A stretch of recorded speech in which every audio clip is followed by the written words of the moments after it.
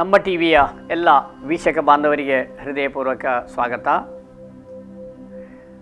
ಕೇಶವ ಸ್ಮೃತಿ ಸಂವರ್ಧನಾ ಸಮಿತಿ ಸಂಘನಿಕೇತನ ಮಂಗಳೂರು ಹಾಗೂ ನಮ್ಮ ಟಿವಿಯ ಪ್ರಾಯೋಜಕತ್ವದಲ್ಲಿ ನಡೆಯುವಂತಹ ಈ ಒಂದು ಆರೋಗ್ಯಕ್ಕಾಗಿ ಯೋಗ ಈ ಸಂಚಿಕೆಯ ಮಾಲಿಕೆಯಲ್ಲಿ ನಮ್ಮ ಆರೋಗ್ಯ ರಕ್ಷಣೆಗೆ, ಆರೋಗ್ಯ ಪಾಲನೆಗೆ ಉತ್ತಮ ಜೀವನ ಶೈಲಿ ಇರುವಂತಹ ಕೆಲವು ಆಯ್ದ ಆಸನಗಳ ಬಗ್ಗೆಯ ಮಾಹಿತಿಯನ್ನು ಪಡೆಯೋಣ. ಆರಂಭದಲ್ಲಿ ಯೋಗ ಮಂತ್ರ. ಯೋಗೇನ ಚಿತ್ತಸ್ಯ ಪದೇನ ವಾಚಾಂ ಮಲಂ ಶರೀರಸ್ಯ ಚ ವೈದ್ಯಕೇನ ಯೋಪಾಕರೋತ್ತಂ ಪ್ರವರಂ ಮುನೀನಾಂ ಪತಂಜಲಿಂ ಪ್ರಾಂಜಲಿರಾನತೋಸ್ಮಿ. ಇಂದಿನಂತೆ ನಮ್ಮ ಮನಸ್ಸನ್ನು ಒಂದೆಡೆ ಕೇಂದ್ರೀಕೃತಗೊಳಿಸುವಂತಹ ಧ್ಯಾನ ಮಾಡೋಣ. ತೋರು ಬೆರಳು, ಹೆಬ್ಬೆರಳಿನ ತುದಿ ಚಿನ್ಮುದ್ರೆ, ಚಿಕ್ಕ ಧ್ಯಾನ. ಬೆನ್ನು, ಕುತ್ತಿಗೆ, ಶಿರಸ್ಸು ನೇರ, ದೇಹ ಸಡಿಲ, ಕಣ್ಣು ಮುಚ್ಚೋಣ. ಉಸಿರಾಟವನ್ನೇ ಗಮನಿಸುತ್ತಾ ಇರೋಣ. ಸಾಮಾನ್ಯ ಉಸಿರಾಟವನ್ನೇ ಗಮನಿಸಿ.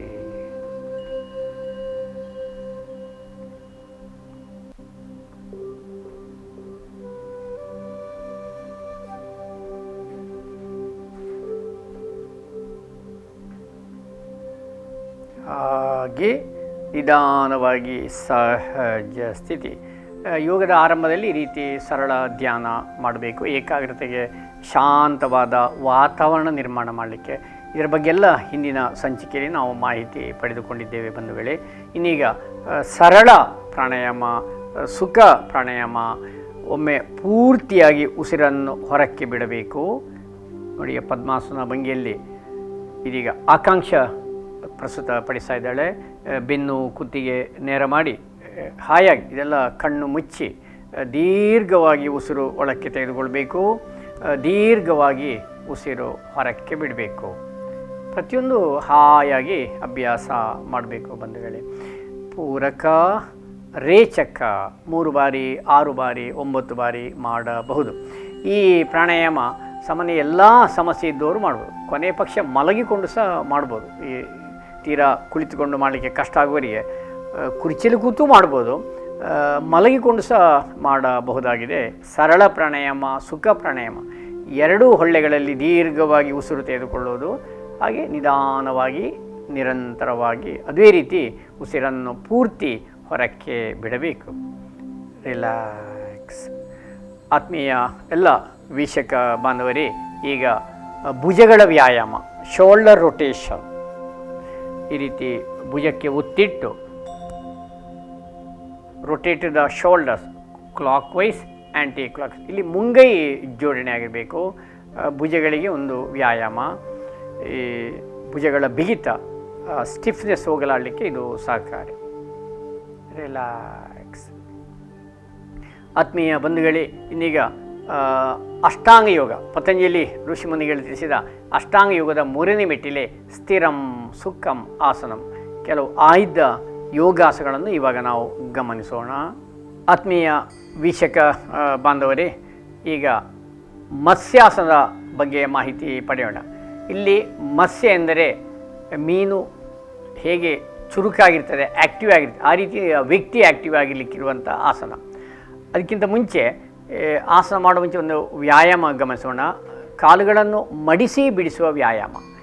2 ಕೈಗಳಿಂದ ಬಲಕಾಲು, ಫೋಲ್ಡ್ ದ ರೈಟ್ ಲೆಗ್, ಹಾಗೆ ಪುನಃ ಬಿಡಿಸೋದು. ನೋಡಿ, ಇದು ಈ ಮನೆಯಲ್ಲಿ ತುಂಬ ವಯಸ್ಸಾದವರಿದ್ದವರಿಗೆ ಬೆಡ್ಡಲ್ಲಿ ಕುಳಿತು ಮಾಡೋದು. ಕಾಲುಗಳನ್ನು ಮಡಿಸಿ ಬಿಡಿಸುವ ವ್ಯಾಯಾಮ. ಇದೊಂದು ಸರಳ ವ್ಯಾಯಾಮಗಳು. ಮಂಡಿಯ ಒಂದು ಆರೋಗ್ಯಕ್ಕೂ ಒಳ್ಳೆಯದೆ ಮತ್ತು ಕಾಲಿನ ನರಗಳ ಸೆಳೆತ ನಿವಾರಣೆಗೊಳ್ಳೆಯದು. ಇಲ್ಲಿ ಎಷ್ಟು ಮಡಿಸಬೇಕು ಅಂದರೆ ಪೂರ್ತಿ ಮಡಿಸಬೇಕು, ಆ ಗ್ಯಾಪು ಕಾಣಬಾರ್ದು. ಆ ಒಂದು ರೀತಿಯಲ್ಲಿ ನಾವು ಪ್ರಯತ್ನ ಪಡಬೇಕು. ಬೆನ್ನು ಕುತ್ತಿ ನೇರ ಮಾಡಿ. ಈಗ ನಾವು ಲೆಗ್ ಫೋಲ್ಡ್ ಎಕ್ಸಸೈಸ್ ಅಂತ ಹೇಳ್ತೀವಿ. ಇದೊಂದು 3 ಬಾರಿ 6 ಬಾರಿ ಎಲ್ಲ ಮಾಡಬೇಕು. ಸರಿ, ಇನ್ನೀಗ ನಾವು ಮತ್ಸ್ಯಾಸನ ನೋಡೋಣ. ಪ್ರಥಮವಾಗಿ ಪದ್ಮಾಸನ. ಪದ್ಮ ಎಂದರೆ ಕಮಲದ ಹೂವಿಯ ತಾವರೆ ಹೂ ಎಂದರ್ಥ. ಆದ ಕಾರಣ ಪದ್ಮಾಸನ. ಪದ್ಮಾಸನಲ್ಲಿ ಈ ರೀತಿ ಸ್ವಲ್ಪ ಚಿನ್ಮುದ್ದೆಯಲ್ಲಿ ಇದ್ದುಕೊಂಡು ಒಮ್ಮೆ ಏಕಾಗ್ರತೆ ಸಾಧಿಸಿ ಮತ್ತು ಮತ್ಸ್ಯಾಸ ಮಾಡೋಣ. ಈ ಮತ್ಸ್ಯಾಸದ ಉಪಯೋಗಗಳು ಎದೆ, ಹೃದಯ, ಶ್ವಾಸಕೋಶದ ಸಮಸ್ತ ಭಾಗಗಳು ಬಲಿಷ್ಠವಾಗ್ತದೆ. ಥೈರಾಯ್ಡ್ ಗ್ರಂಥಿಯ ಆರೋಗ್ಯವರ್ಧನೆಗೆ, ಈ ಪೈಲ್ಸ್ ಸಮಸ್ಯೆ, ಮೂಲವ್ಯಾಧಿ ಹೇಳ್ತಾರಲ್ಲ ಅವರಿಗೆ ಇದು ಸಹಕಾರಿ. ಮತ್ತು ಕಂಠ ಈ ಭಾಗದಲ್ಲಿ ಸಾಕಷ್ಟು ಸ್ಟ್ರೆಚ್ ಆಗ್ತದೆ. ಮತ್ತು ಶಿರಸ್ಸು ಅಂದರೆ ತಲೆಯ ನಡುನತ್ತಿ ನೆಲಕ್ಕೆ ಊರುವುದರಿಂದ ನರಮಂಡಲ ಸಚೇತನಗೊಳ್ಳುತ್ತದೆ. ಯಾರು ಈ ಆಸನ ಮಾಡಬಾರದು? ತೀವ್ರ ಕತ್ತು ನೋವು, ಸೊಂಟ ನೋವು ಅಥವಾ ಸಮಸ್ಯೆ ಇದ್ದವರಿಗೆ ಕಷ್ಟ, ಮತ್ತು ಕೆಲವರಿಗೆ ಪದ್ಮಾಸನ ಮಾಡಲಿಕ್ಕೆ ಆಗದವರಿಗೆ ಸಹ ಆಗೋದಿಲ್ಲ. ಅದೇ ಸಾಧ್ಯವಾಗೋರು. ಅದಕ್ಕೆ ಯೋಗ ಯಾವಾಗಲೂ ನಾವು ಎಳೆಯ ಪ್ರಾಯದಲ್ಲಿ ಕಲಿಯಿರಿ, ವಿದ್ಯಾರ್ಥಿಗಳ ದೆಸೆಯಲ್ಲಿ ಕಲಿಯಿರಿ ಹೇಳೋ ಉದ್ದೇಶ. ಒಮ್ಮೆ ವಯಸ್ಸಾದ ಮತ್ತು ಬಾಡಿ ಬಿಗಿತ ಆಗ್ತದೆ. ಯಾವಾಗ ನಮಗೆ ವ್ಯಾಯಾಮದ ಕೊರತೆ ಇದೆ, ನಮ್ಮ ದೇಹ ಬಾಗಿಸಲಿಕ್ಕೆ ಆಗ್ತಾ ಇಲ್ಲ, ಅಥವಾ ಫಾರ್ವರ್ಡ್ ಬೆಂಡ್ ಅಂದರೆ ಮುಂದಕ್ಕೆ ಹಿಂದಕ್ಕೆ ಪಾರ್ಶ್ವಕ್ಕೆಲ್ಲ ಬಾಗಿಸಲಿಕ್ಕೆ ಭಾಳ ಕಷ್ಟ ಆಗ್ತದೆ.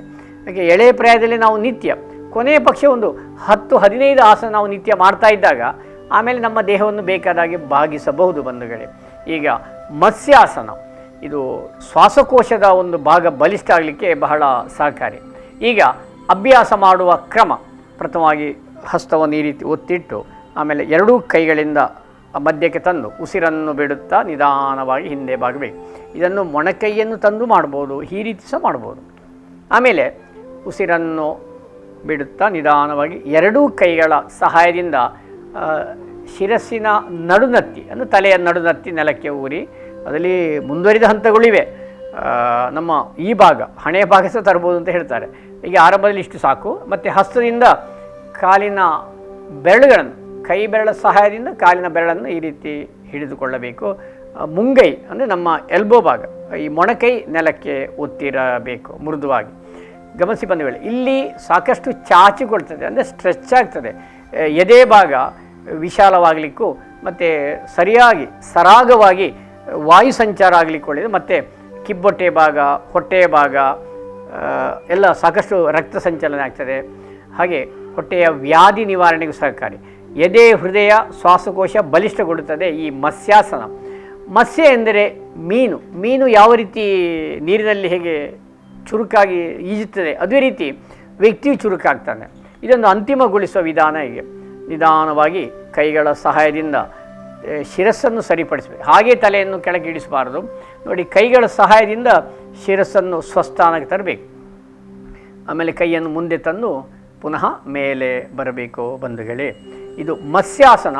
ಆದರೆ ಪದ್ಮಾಸನ ಗೊತ್ತಿದೆ, ಬಹಳ ಸುಲಭ. ಈ ಒಂದು ಪ್ರಸಕ್ತ ಪರಿಸ್ಥಿತಿಗೆ ಕಾಡುವಂತಹ ಏನು ಶ್ವಾಸಕೋಶದ ಸಾಮರ್ಥ್ಯ ಬಲಿಷ್ಠಗೊಳ್ಳಿಕ್ಕೆ ಈ ಆಸನ ಸಹಕಾರಿ ಬಂಧುಗಳೇ. ಇದೀಗ ಏಕಪಾದ ರಾಜ ಕಪೋತಾಸನ. ಕಪೋತ ಎಂದರೆ ಪಾರಿವಾಳಗ ರಾಜ. ಈ ಆಸನ ಅಭ್ಯಾಸ ಮಾಡೋದರಿಂದ ಕಿಬ್ಬೊಟ್ಟೆ ಭಾಗ, ಎದೆ ಭಾಗ, ಶ್ವಾಸಕೋಶದ ಭಾಗ ಎಲ್ಲ ಬಲಿಷ್ಠವಾಗ್ತದೆ. ಸ್ವಲ್ಪ ಕ್ಲಿಷ್ಟಕರ ಭಂಗಿ, ಆದರೆ ಯುವಕರು ವಿದ್ಯಾರ್ಥಿಗಳೆಲ್ಲ ಮಾಡ್ತಾ ಇದ್ದಾಗ ಇನ್ನಷ್ಟು ಬಲಿಷ್ಠಗೊಳ್ಳಿಕ್ಕೆ ಇದು ಸಹಕಾರಿ ಬಂಧುಗಳೇ. ಈ ಆಸನ ಯಾರು ಮಾಡಬಾರ್ದು? ತೀರಾ ಸೊಂಟ ನೋವು ಅಥವಾ ಬಿಗಿತ ಇದ್ದವರಿಗೆ ಕಷ್ಟ, ಅಂಥವ್ರು ಮಾಡೋದು ಬೇಡ. ಆದರೆ ಮಕ್ಕಳು, ಎಳೆ ಪ್ರಾಯದ ಮಕ್ಕಳು ಅಥವಾ ವಿದ್ಯಾರ್ಥಿಗಳು ಅಥವಾ ಕಾಲೇಜಿಗೆ ಹೋಗುವ ಮಕ್ಕಳೆಲ್ಲ ಕಲಿತರೆ ಬಹಳ ಒಳ್ಳೆಯದು. ಯಾಕಂದರೆ ಅವರ ಮುಂದಿನ ಒಂದು ಆರೋಗ್ಯಕ್ಕೆ ಇನ್ನೂ ಬಹಳ ಸಹಕಾರಿಯಾಗ್ತದೆ ಬಂಧುಗಳೇ. ಮತ್ತು ಥೈರಾಯ್ಡ್ ಗ್ರಂಥಿಯ ಆರೋಗ್ಯವರ್ಧನೆಗೆ ಒಳ್ಳೆಯದು. ಮತ್ತು ಬೆನ್ನು ಬಲಿಷ್ಠವಾಗ್ತದೆ. ಈ ಮುಖ್ಯವಾಗಿ ನಮಗೆ ನಮ್ಮ ಬೆನ್ನು ಬಲಿಷ್ಠವಾಗಿರಬೇಕು.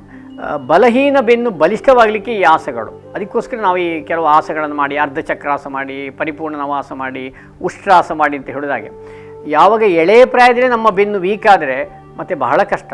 ಅದಕ್ಕೆ ಬೆನ್ನು ಬಲಿಷ್ಠತೆಗೆ ಈ ಆಸನಗಳು ಬಹಳ ಸಹಕಾರಿ. ಮತ್ತು ಸೊಂಟದ ಭಾಗ ಸಹ ಬಲಗೊಳ್ಳುತ್ತದೆ. ಏಕಪಾದ ರಾಜಕಪೋತ್ಸವ ಮಾಡುವ ಮುಂಚೆ ನಾವು ಈ ಸಂಚಿಕೆಯಲ್ಲಿ ಸ್ವಲ್ಪ ಶ್ವಾಸಕೋಶಕ್ಕೆ ಸಂಬಂಧಪಟ್ಟ ಹೆಚ್ಚಿನ ಆಸನಗಳನ್ನು ಒತ್ತು ಕೊಡ್ತಾ ಇದ್ದೇವೆ. ನೋಡಿ, ಪ್ರಥಮವಾಗಿ ವಜ್ರಾಸ ಮಾಡಿ, ಅಲ್ಲಿ ಒಂದು ಪರ್ವತಾಸನ. ಪರಸ್ಪರ ಬೆರಳುಗಳನ್ನು ಹೆಣೆದು ಹಸ್ತವನ್ನು ಕೆಳಗಿಟ್ಟು ಉಸಿರನ್ನು ತೆಗೆದುಕೊಳ್ಳುತ್ತಾ ನಿಧಾನವಾಗಿ ಎರಡೂ ಕೈಯನ್ನು ಮೇಲೆ ಹೀಗೆ ತರಬೇಕು. ಇಲ್ಲಿ ತೋಳುಗಳು ಕಿವಿಗೆ ಒತ್ತಿರಬೇಕು. ಉಸಿರನ್ನು ಬಿಡುತ್ತಾ ಕೆಳಕ್ಕೆ ಇಳಿಸಬೇಕು.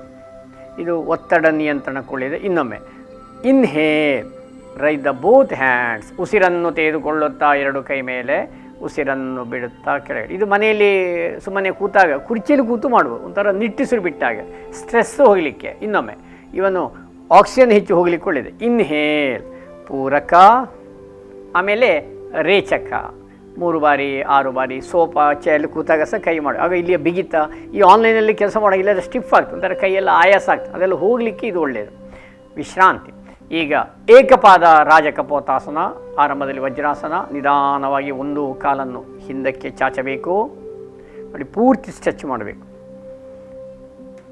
ಆಮೇಲೆ ನಿಧಾನವಾಗಿ ಒಂದು ಕೈಯನ್ನು ಹಿಂದೆ ತಂದು ನೋಡಿ, ಅಲ್ಲಿ ಹಿಂದೆ ಕಾಲು ಅಂದರೆ ಈಗ ಆ ಕಾಲಿಂದ ಈ ಕೈ ಬೆರಳ ಸಹಾಯದಿಂದ ಹಿಡಿದುಕೊಳ್ಳಬೇಕು ಆ ಕಾಲನ್ನು.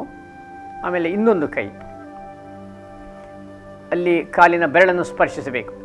ಇಲ್ಲಿ ಮೊಣಕೈ ಜೋಡಣೆ ಆಗಿರಬೇಕು ಬಂಧುಗಳೇ. ಇದಿಷ್ಟೆಲ್ಲ ಸಂಕ್ಷಿಪ್ತವಾಗಿ ನಾವು ತಿಳಿಸ್ತಾ ಇದ್ದೀವಿ. ಇಲ್ಲಿ ನಾವು ಗಮನಿಸಬೇಕಾದ ನೋಡಿ, ಅಲ್ಲಿ ಹಿಂದೆ ಬಾಗ್ತದೆ ಎದೆ, ಹೃದಯ, ಶ್ವಾಸಕೋಶಕ್ಕೆ, ಸೊಂಟದ ಅಂದರೆ ಬೆನ್ನಿನ ತಳಭಾಗ, ಸೊಂಟದ ಭಾಗ ಎಲ್ಲ ಬಿಗಿತ ಹೋಗಲಿಕ್ಕೆ ಇದು ಸಹಕಾರಿ. ಬ್ಯಾಕ್ ಬೆಂಡಿಂಗ್ ಪೋರ್ಷನ್ ಅಂತ ನಾವು ಹೇಳ್ತೀವಿ ಇದಕ್ಕೆ. ಈ ಸ್ಥಿತಿಯಲ್ಲಿ ಸಹಜ ಉಸಿರಾಟ. ಮುಂಗೈ ಸ್ವಲ್ಪ ಇನ್ನೂ ಸಹ ಹತ್ತಿರ ತರ್ಬೋದು.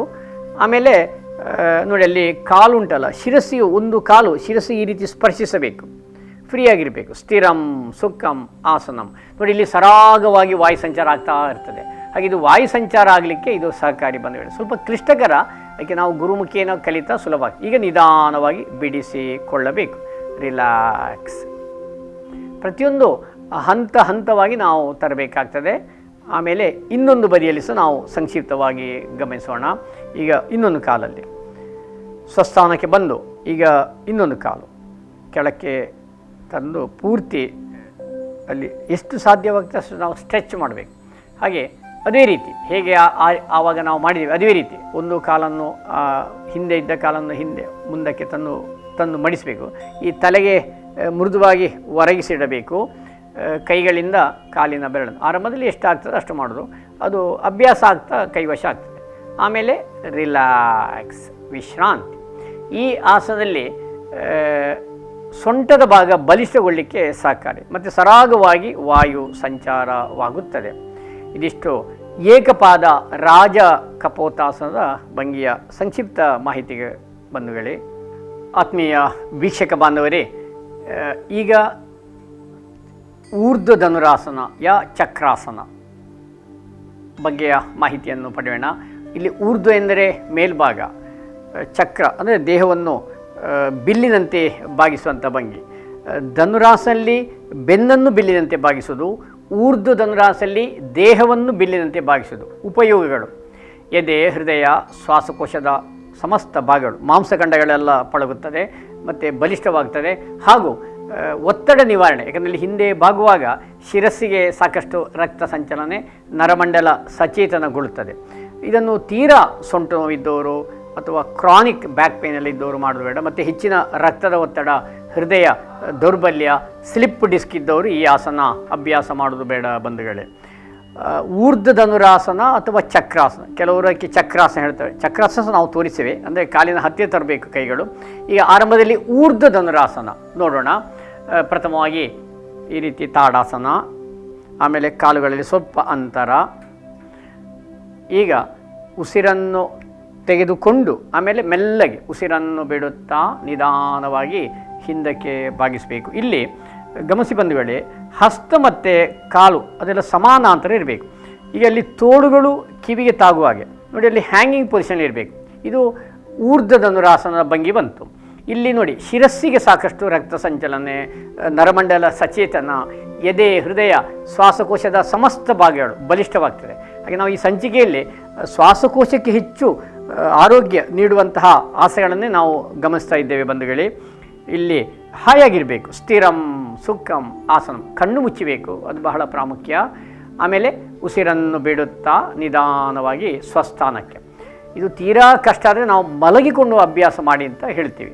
ಈಗ ನಾವು ಅದರ ಮುಂದುವರಿದ ಹಂತ ಚಕ್ರಾಸನ ನೋಡೋಣ. ಪುನಃ ಹಸ್ತವನ್ನು ಹೀಗೆ ತಂದು ಉಸಿರನ್ನು ತೆಗೆದುಕೊಂಡು ಉಸಿರನ್ನು ಬಿಡುತ್ತಾ ನಿಧಾನವಾಗಿ ಹಿಂದಕ್ಕೆ ಬಾಗಬೇಕು.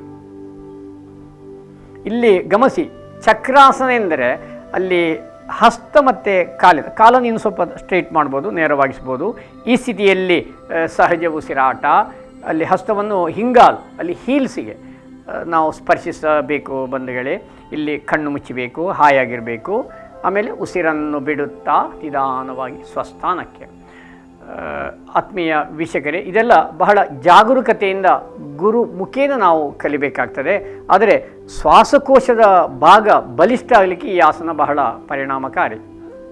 ಆತ್ಮೀಯ ವೀಕ್ಷಕ ಬಾಂಧವರೇ, ಈ ಸಂಚಿಕೆಯಲ್ಲಿ ಶ್ವಾಸಕೋಶಕ್ಕೆ ಸಂಬಂಧಪಟ್ಟ ಲಂಗ್ಸ್ ಕೆಪ್ಯಾಸಿಟಿ ಹೆಚ್ಚಾಗುವಂಥ, ಅಂದರೆ ನಮ್ಮ ದೈಹಿಕ ಆರೋಗ್ಯಕ್ಕೆ ಬೇಕಾಗುವಂತಹ ಕೆಲವು ಆಯ್ದ ಯೋಗಾಸನಗಳ ಬಗೆಯ ಮಾಹಿತಿಯನ್ನು ಪಡೆದಿದ್ದೇವೆ.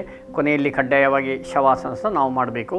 ಅದರ ಬಗೆಯ ಮಾಹಿತಿಯನ್ನು ಹಿಂದಿನ ಸಂಚಿಕೆಯಲ್ಲಿ ಗಮನಿಸಿದ್ದೇವೆ. ಒಂದು ವೇಳೆ ಮುದ್ರಾ ಯೋಗ, ನಮ್ಮ ಆರೋಗ್ಯಕ್ಕೆ ಯಾವೆಲ್ಲ ಮುದ್ರೆ ಮಾಡ್ಬೋದು, ಮುದ್ರೆಗಳ ಬಗ್ಗೆ ಎಲ್ಲ ಈ ಹಿಂದಿನ ಸಂಚಿಕೆಯಲ್ಲಿ ಅದರ ವಿವರ ಪಡೆದುಕೊಂಡಿದ್ದೇವೆ. ಬಂಧುಗಳೇ, ಮುದ್ರೆಗಳನ್ನು ಯಾವ ಹೊತ್ತಿಯೂ ಮಾಡೋದು, ಕೆಲವೊಮ್ಮೆ ಯೋಗ ಮಾಡಲಿಕ್ಕೆ ಆಗೋದಿಲ್ಲ ಅಥವಾ ವಾಕಿಂಗ್ ಎಲ್ಲ ಹೋಗಲಿಕ್ಕೆ ಆಗದಿದೆ, ದೈಹಿಕ ಚಟುವಟಿಕೆ ಕೊರತೆ ಇದ್ದವರಿಗೆ ಮುದ್ರಾ ಯೋಗ ಬಹಳ ಸಹಕಾರಿ. ಇದು ನಮ್ಮ ಕೈ ಬೆರಳುಗಳ ವ್ಯವಸ್ಥಿತ ಚಲನೆಯಲ್ಲಿ ಮಾಡೋದು. ಎಲ್ಲ ಬೆರಳುಗಳು ಚೇತನದಾಯಕ. ಅಗ್ನಿ, ವಾಯು, ಆಕಾಶ, ಪೃಥ್ವಿ, ವರುಣ, ನಮ್ಮ ದೇಹದಲ್ಲಿ ಪಂಚಭೂತಗಳಿವೆ. ಅದನ್ನು ಈ ಬೆರಳುಗಳು ಪ್ರತಿನಿಧಿಸುತ್ತದೆ. ಅದಕ್ಕೆ ಹೆಡ್ ಆಫ್ ದಿ ಡಿಪಾರ್ಟ್ಮೆಂಟ್ ಹೆಬ್ಬೆರಳು, ಇದು ಅಗ್ನಿತತ್ವ, ಮೇಷರಾಶಿ, ಶುಕ್ರಗ್ರಹ. ಈ ಹೆಬ್ಬೆರಳನ್ನೊಂದು ಒಂದೊಂದು ಬೆರಳಿಗೆ ಸ್ಪರ್ಶಿಸಿದಾಗ ಸಮಾನವಾಗಿ ಸಮತೋಲನ ಸ್ಥಿತಿಗೆ ಬರ್ತದೆ. ಬಂಧುಗಳೇ, ಈಗ ನಾವು ಶ್ವಾಸಕೋಶಕ್ಕೆ ಬೇಕಾಗುವಂತಹ ಅದಕ್ಕೆ ಯಾವ ಮುದ್ರೆ ಮಾಡ್ಬೋದು? ಈಗ ಮಾರ್ನಿಂಗ್ ಶೀತ, ಅಲರ್ಜಿ, ಕೆಮ್ಮು, ದಮ್ಮು ಇತ್ಯಾದಿಯ ನಿಯಂತ್ರಣಕ್ಕೆ ಯಾವುದು ಮಾಡ್ಬೋದು? ಆರಂಭದಲ್ಲಿ ಪ್ರಾಣಮುದ್ರೆ ಚಾರ್ಜ್ ಮಾಡಲಿಕ್ಕೆ ಹೇಗೂ ನಾವು ಮಾಡಬೇಕು. 10 ನಿಮಿಷ ಸಾಕು. ಓಂ ಹಿರಣ್ಯಗರ್ಭಾಯ ನಮಃ, ಓಂ ಹಿರಣ್ಯಗರ್ಭಾಯ ನಮಃ ಅಂತೇಳಿ, ಅಂದರೆ ಹೆಬ್ಬೆರಳು, ಕಿರುಬೆರಳು, ಉಂಗುರ ಬೆರಳು ಮೃದುವಾಗಿ ಸ್ಪರ್ಶಿಸಿ ಒಂದು 10 ನಿಮಿಷ ಸಾಕು. ಆಮೇಲೆ ಸ್ಟ್ರೆಸ್ ಆಗ್ತದೆ ಅಲ್ವಾ, ಒತ್ತಡ ಆಗ್ತದೆ, ಅಲ್ಲಿ ಕೊರೋನಾ ಅಥವಾ ಇಲ್ಲಿ ಕೊರೋನಾ ಅಥವಾ ವಟಾರದಲ್ಲಿ ಏನೋ ಗಡಿಬಿಡಿ ಆಗ್ತದೆ ಅಥವಾ ಪ್ರಸಕ್ತ ಪರಿಸ್ಥಿತಿಯಲ್ಲಿ ಉಂಟಾಗುವಂತಹ ಕೆಲವೊಮ್ಮೆ ಮನಸ್ಸಿನ ಗೊಂದಲಗಳಿಗೆ, ಆ ಒತ್ತಡ ನಿವಾರಣೆಗೆ ಮತ್ತು ಅದರಲ್ಲಿ ಮುಖ್ಯವಾಗಿ ಇದು ಏಕಾಗ್ರತೆಗೆ ಮತ್ತು ಮೆಮೊರಿಗೆ ಒಳ್ಳೆಯದು. ಚಿನ್ಮುದ್ರೆ, ಜ್ಞಾನ ಸರಸ್ವತಿ ಮುದ್ರೆ, ಐಂ ಹ್ರೀಂ, ಐಂ ಹ್ರೀಂ ಓಂ ಸರಸ್ವತಿ ನಮಃ, ಐಂ ಹ್ರೀಂ, ಐಂ ಹ್ರೀಂ ಓಂ ಸರಸ್ವತಿ ನಮಃ ಅಂತೇಳಿ ಈ ಮುದ್ರೆ ಒಂದು 20-40 ನಿಮಿಷ ಮಾಡಿದಾಗ ಸಹಜವಾಗಿ ನಮ್ಮ ಸ್ಟ್ರೆಸ್, ಒತ್ತಡಗಳ ನಿಯಂತ್ರಣಕ್ಕೆ ಸಹಕಾರಿ. ಇನ್ನು ಸಹಜ ಶಂಖ ಮುದ್ರೆ, ಈಗ ಮಾರ್ನಿಂಗ್ ಶೀತ, ಬೆಳಿಗ್ಗೆ ಉಂಟಾಗುವ ಅಲರ್ಜಿ, ಕೆಮ್ಮು, ದಮ್ಮು ಇತ್ಯಾದಿ ನಿಯಂತ್ರಣಕ್ಕೆ ಮುದ್ರಾ ಥೆರಪಿ ಸಹ ಒಂದಿದೆ. ಬಂಧುಗಳೇ, ಸಹಜ ಶಂಖ ಮುದ್ರೆ, ಇದಕ್ಕೆ ಮಂತ್ರ ಹೇಳಿದ್ರೆ ಒಳ್ಳೆಯದು. ಮಂತ್ರ ಸೌಂಡ್ ಥೆರಪಿ, ಮುದ್ರಾ ಫಿಸಿಯೋಥೆರಪಿ. ಇದಕ್ಕೆ ಮಂತ್ರ ಓಂ ವಿಷ್ಣವೇ ನಮಃ, ಓಂ ವಿಷ್ಣವೇ ನಮಃ, ಓಂ ವಿಷ್ಣವೇ ನಮಃ, ಅಂದರೆ ವಿಷ್ಣು ದೇವರು ಪಾಲನೆ ಪೋಷಣೆಗೆ ಇದು ಸಹಕಾರಿ. ಒಂದು 108 ಬಾರಿ ಹೇಳಬೇಕು, 10 ನಿಮಿಷ ಸಾಕು ಈ ಸಹಜ ಶಂಖ ಮುದ್ರೆ. ಆಮೇಲೆ ಶಂಖ ಮುದ್ರೆ, ಇದು ಸಹ ಹಾಗೆ ಕೆಮ್ಮು, ದಮ್ಮು, ನಮ್ಮ ವೋಕಲ್ ಕಾರ್ಡ್, ಗಂಟಲಿನ ಆರೋಗ್ಯಕ್ಕೆ ಬಹಳ ಮುಖ್ಯ. ಬಂಧುಗಳೇ, ಈಗ ನಾವು ಚಿಕಿತ್ಸಾ ವಿಧಾನ ಹಲವಿದೆ. ಈಗ ಅಲೋಪತಿ ಇದೆ, ಹೋಮಿಯೋಪತಿ ಇದೆ, ನ್ಯಾಚುರೋಪತಿ, ಜಲಪತಿ, ಅಲ್ಲೆಲ್ಲ ಒಳ್ಳೊಳ್ಳೆಯ ಥೆರಪಿಗಳಿವೆ. ನಮಗೆ ಯಾವುದು ಬೇಕೋ ಅದು ಆಯ್ಕೆ ಮಾಡೋದು. ಇದು ಯಾವುದೇ ರೀತಿಯ ಔಷಧಿಗಳಿಲ್ಲದೆ ಚಿಕಿತ್ಸಾ ದೊಡ್ಡ ಸುಲಭದಲ್ಲಿ ಆಗುವಂಥ ಅಂಗೈಯಲ್ಲಿ ಆರೋಗ್ಯ ಅಂತೇಳಿ ಹಿಂದಿನ ಪೂರ್ವಜರು ಮಾಡುವಂಥ ಥೆರಪಿ. ಬಂಧುಗಳೇ, ಶಂಖ ಮುದ್ರೆ ಇದು ಬಿಡುವಿನ ವೇಳೆಯಲ್ಲಿ ಮಾಡ್ಬೋದು. ಈಗ ಮನೆಯಲ್ಲಿ ಟಿ ವಿ ನೋಡ್ತಾ ಇದ್ದಾಗ ಅಥವಾ ಕೆಲವೊಮ್ಮೆ ಮಾತಾಡ್ತಾ ಇದ್ದಾಗ ಸಹ ಮಾಡೋದು. ನೋಡಿ, ಇದು ನನ್ನ ಬಲಕೈ, ಅದಕ್ಕೆ ಎಡ ಹೆಬ್ಬೆರಳನ್ನು ಹೀಗೆ ಮೃದುವಾಗಿ ಸ್ಪರ್ಶಿಸಿ ಮುಚ್ಚಿ ಈ ರೀತಿ ಹಿಡಿದುಕೊಂಡು ಓಂ ನಮೋ ಭಗವತೆ ವಾಸುದೇವಾಯ, ಓಂ ನಮೋ ಭಗವತೆ ವಾಸುದೇವಾಯ, ಓಂ ನಮೋ ಭಗವತೆ ವಾಸುದೇವಾಯ ಅಂತೇಳಿ ಈ ಮಂತ್ರ ಈ ಮುದ್ರೆಗೆ ಹಾಕಬೇಕು. ಸಾಮಾನ್ಯ 108 ಹೇಳಬೇಕು. ಮಂತ್ರ ಬೇಡ ಹಾಗೆ ಸಹ ಮುದ್ರೆ ಮಾಡ್ಬೋದು. ಅದು ಕೊನೆ ಪಕ್ಷ ಈ ಮುದ್ರೆಯನ್ನು ಧಾರಣೆ ಮಾಡಿ ಮಂಡಿ ಮೇಲೆ ಇಟ್ಟು ಈ ಮಂತ್ರ ಆಸಕ್ತರು ಹೇಳ್ಬೋದು, ಅಥವಾ ಬೇಡ ಹಾಗೆ ಸಹ ಮಾಡ್ಬೋದು. ಬಂಧುಗಳೇ, ಈ ಶಂಖ ಮುದ್ರೆ ಮಾಡೋದರಿಂದ ನಮ್ಮ ವೋಕಲ್ ಕಾರ್ಡ್, ವಿಶುದ್ಧಿ ಚಕ್ರ ಶುಚಿಯಾಗುತ್ತದೆ. ಮತ್ತು ಥೈರಾಯ್ಡ್, ಪಾರಾಥೈರಾಯ್ಡ್ ಇತ್ಯಾದಿ ಸಮಸ್ಯೆಗಳು, ಮತ್ತು ಮಾರ್ನಿಂಗ್ ಶೀತ, ಕೆಲವರಿಗೆ ಕೆಮ್ಮು ಇದೆ, ಯಾವ ನೋಡು ಕೆಮ್ಮು ಕಮ್ಮಿ ಆಗ್ತಾ ಇಲ್ಲ, ಅಂಥವರಿಗೆ ಶಂಖ ಮುದ್ರೆ ಒಳ್ಳೆಯ ಉತ್ತಮ ಚಿಕಿತ್ಸಾ ವಿಧಾನವಾಗಿದೆ. ಬಂಧುಗಳೇ, ಅದಾದ ಮೇಲೆ ಲಿಂಗ ಮುದ್ರೆ, ಇದು ಸಹ ಹೀಟ್ ಹೆಚ್ಚು ಜನರೇಟ್ ಆಗ್ತದೆ, ಅಧಿಕ ತೂಕ ಕಮ್ಮಿ ಆಗಲಿಕ್ಕೆ, ಮತ್ತು ನಮ್ಮ ಶ್ವಾಸಕೋಶ, ಆ ಶೀತಗಳು, ದೇಹ ಬಿಸಿಯಾಗಿ ಆ ಶೀತ ಎಲ್ಲ ಕಮ್ಮಿ ಆಗಲಿಕ್ಕೆ ಲಿಂಗ ಮುದ್ರೆ ಇದೊಂದು 5 ನಿಮಿಷ ಸಾಕು. ಮಂತ್ರ ಓಂ ನಮಃ ಶಿವಾಯ ಅಂತೇಳಿ ಮಂತ್ರ ಒಂದೊಂದು 5ರಿಂದ 10 ನಿಮಿಷ. ಆದರೆ ದಯವಿಟ್ಟು 10 ನಿಮಿಷಕ್ಕಿಂತ ಹೆಚ್ಚು ಈ ಮುದ್ರೆ ಮಾಡುವುದು ಬೇಡ. ಇದಕ್ಕೆ ಹೆಸರು ಲಿಂಗ ಮುದ್ರೆ, ಎಲ್ಲ ಫೆದರ್ ಟಚ್. ಈ ಮುದ್ರೆ ಯಾವ ಹೊತ್ತಿಗೂ ಮಾಡುವುದು. ಇದನ್ನು ಮಾತ್ರ ಒಮ್ಮೆ ಗುರುಮುಖಿಯನ್ನು ಕಲಿತು ಮಾಡಿದರೆ ತುಂಬ ಸುಲಭ ಆಗ್ತದೆ. ಹೇಗೆ ಮಾಡಬೇಕು, ಎಷ್ಟು ಮಾಡಬೇಕು ಅಂತ ಅಲ್ಲಿ ಮಾಹಿತಿ ಪಡೆದುಕೊಂಡು ಕಲಿತರೆ ಸುಲಭ. ಬಂಧುಗಳೇ, ಇನ್ನೀಗ ಕೊನೆಯ ಇದೆಲ್ಲ ಚಿಕಿತ್ಸಾ ವಿಧಾನ ಆದ ಮತ್ತೆ ಈಗ ಪ್ರಸಕ್ತ ಪರಿಸ್ಥಿತಿಯಲ್ಲಿ ಕಾಡುವಂತಹ ಈ ಒಂದು ಕೊರೋನಾ ಒಂದು ಭಯ, ಅದಕ್ಕೆ ಹೋಗಲಿಕ್ಕೆ ಆಕಾಶ ಮುದ್ರೆ ನೋಡಿ, ಇದು ಮಧ್ಯದ ಬೆರಳು ಶನಿಗ್ರಹ ಆಕಾಶ ಮುದ್ರೆ. ಇದನ್ನು ಈ ರೀತಿ ಇಟ್ಟು ಚೇರಲ್ಲಿ ಕೂತ್ಕೊಂಡು ಅಥವಾ ಸೋಫಾದಲ್ಲಿ ಕೂತ್ಕೊಂಡು ಅಥವಾ ನೆರದಲ್ಲಿ ಕೂತ್ಕೊಂಡು ಸಹ ಇಡ್ಬೋದು. ನಿಂತುಕೊಂಡು ಬೇಡ, ತೀರಾ ಪ್ರಯಾಣ ಮಾಡುವಾಗ ಸಹ ಈ ಮುದ್ರೆ ಹೀಗೆ ಸಹ ಕುಳಿತುಕೊಂಡು ಮಾಡ್ಬೋದು. ಓಂ ಋಷಿಕೇಶಾಯ ನಮಃ, ಓಂ ಋಷಿಕೇಶಾಯ ನಮಃ, ಓಂ ಋಷಿಕೇಶಾಯ ನಮಃ ಅಂತೇಳಿ ಈ ಭೃಗು ಮತ್ತು ಅಗಸ್ತ್ಯ ಋಷಿ ಮುನಿಗಳು ಈ ಮುದ್ರೆಯ ಬಗ್ಗೆ ಮಾಹಿತಿ ನೀಡಿದ್ದಾರೆ. ಇಲ್ಲಿ ಋಷಿಕೇಶ ಅಂದರೆ ರೋಗಾಣುನಾಶ, ವೈರಾಣುನಾಶ, ವಿಷಾಣುನಾಶ ಅಂತೇಳಿ ಅಮರಕೋಶದಲ್ಲಿ ಒಂದು 50-60 ಅರ್ಥಗಳಿವೆ. ಯಾರಿಗೆ ಭಯ ಆಗ್ತದೆ ಅಂಥವ್ರು ಈ ಮುದ್ರೆ ಮಾಡಬೇಕು. ಆಕಾಶ ಮುದ್ರೆ ಈ ರೀತಿ ಹಿಡಿದಾಗ ಫಿಸಿಯೋಥೆರಪಿಯಾಗಿ ಕೆಲಸ ನಿರ್ವಹಣೆ ಮಾಡ್ತದೆ ಬಂಧುಗಳೇ. ಆಮೇಲೆ ಈ ಆಕಾಶ ಮುದ್ರೆಯಲ್ಲಿ ಈ ಮಂತ್ರ ಪಠಣ ಮಾಡಿದಾಗ ಭಯ ಹೋಗಲಿಕ್ಕೆ, ರೋಗ ನಿರೋಧಕ ಶಕ್ತಿ, ಇಮ್ಯುನಿಟಿ ಪವರ್ ಹೆಚ್ಚಾಗಲಿಕ್ಕೆ ಒಳ್ಳೆಯದು. ಈಗ ಮನೆಯಲ್ಲಿ ಹೇಗೂ ಬಿಡುವಿನ ವೇಳೆ ಲಾಕ್ಡೌನ್ ಇದೆ, ಆ ಟೈಮಲ್ಲಿ ಈ ಮುದ್ರೆ ಧಾರಣೆ ಮಾಡಿಕೊಂಡು ನಂಬಿಕೆ ಭಕ್ತಿಯಿಂದ ಹೇಳಿದಾಗ ಏನೋ ಒಂಥರ ನಮ್ಮ ಮನಸ್ಸು ಬದಲಾವಣೆ ಆಗ್ತದೆ. ಒಂಥರ ಖಚಿತತೆ, ಧೈರ್ಯ, ವಿಲ್ ಪವರ್, ಕಾನ್ಫಿಡೆನ್ಸ್ ಇದೆಲ್ಲ ಹೆಚ್ಚಾಗಲಿಕ್ಕೆ ಬಹಳ ಸಹಕಾರಿ ಆಗ್ತದೆ ಹೇಳುತ್ತಾ, ಆತ್ಮೀಯ ವೀಕ್ಷಕ ಬಾಂಧವರೇ, ಈ ಪ್ರಸಕ್ತ ಪರಿಸ್ಥಿತಿಯಲ್ಲಿ ಈ ಒಂದು ಆರೋಗ್ಯಕ್ಕಾಗಿ ಯೋಗ ಈ ಒಂದು ಸಂಚಿಕೆಯನ್ನು ಕೇಶವ ಸ್ಮೃತಿ ಸಂವರ್ಧನಾ ಸಮಿತಿ ಸಂಘನಿಕೇತನ ಮಂಗಳೂರು ಈ ಒಂದು ಸೇವಾ ಕಾರ್ಯಕರ್ತದ ಬಳಗದಲ್ಲಿ ಹಾಗೂ ನಮ್ಮ ಟಿವಿಯ ಒಂದು ಸಹಯೋಗದಿಂದ ಈ ಒಂದು ಸಂಚಿಕೆಯನ್ನು ಆರೋಗ್ಯಕ್ಕಾಗಿ ಯೋಗ ಸಂಚಿಕೆಯ ಮಾಲಿಕೆಯನ್ನು ಸುಮಾರು ಒಂದು 19-20 ಎಪಿಸೋಡ್ಗಳನ್ನು ಈ ಸಂಚಿಕೆಯನ್ನು ನಾವು ಮಾಡಿದ್ದೇವೆ ಬಂಧುಗಳೇ.